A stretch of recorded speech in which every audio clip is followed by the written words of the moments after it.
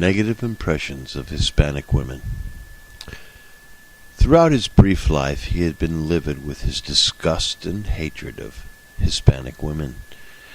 There are few things in this world that are more vile than a fat, sweaty, stinking, mustachioed, loud, obnoxious, poorly dressed, aggressive Hispanic woman, he thought to himself. Naturally, given his extreme distaste for this limited subgenre, he was quick to notice them at every turn.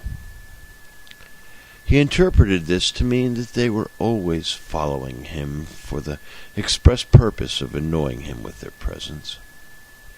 He marveled at the way they behaved in public. It seemed to him that their personal Bibles they had mentally crossed out the word meek and substituted the phrase Hispanic women. Their brassy behavior drove curdling bolts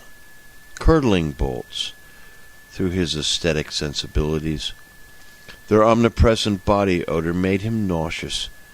Their disappointingly misshapen bodies made him avert his gaze.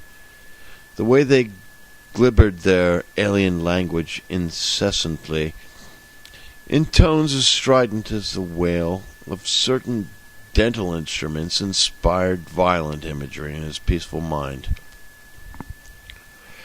He met the woman who would become his wife at a bar on 7th Street. She was beautiful, perfectly proportioned.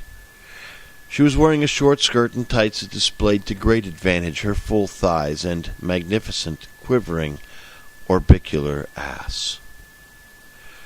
Her hair was goat flocks on Gilead. He took her home and slept with her that same night. She was Hispanic. She redeemed all of her sisters in his mind from then on. He married her after 2 months of ecstatic intercourse. She had reported herself pregnant. They went on to have 4 children at yearly intervals. He worked at his job. He looked after the children. One day he came home early from work. His wife was there, talking on the phone. She was jabbering away in Spanish. He watched her silently from the living room doorway. He noted her strident voice and tasteless house dress. He saw how fat she had grown. He saw how sweat beaded on her little mustache. There was a sour smell in the air that could not be attributed to her poor cooking. He had always thought of his mind as a hand gently cradling a smooth white egg. At that moment his hand clenched itself. He felt yolk run out of his ears as he went upstairs and rummaged in the bedroom closet for his .38 revolver. He loaded it and went downstairs. He shot his wife twice in the head.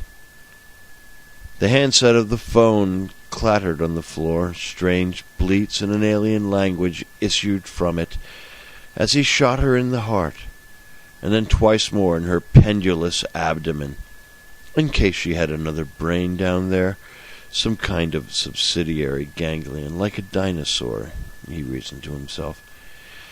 At this point, his oldest child, his 12-year-old daughter, came home from school. She screamed and ran when she saw her father standing over her mother's perforated bulk. He sighed, shrugged his shoulders, and ate the gun. His last thought was that the bullet tasted like fried eggs, lightly seasoned with a dash of his wife's vaginal secretions, when she had been a beautiful young woman instead of a hideous Hispanic woman, and he had performed cunnilingus upon her exquisite genitalia for hours at a time.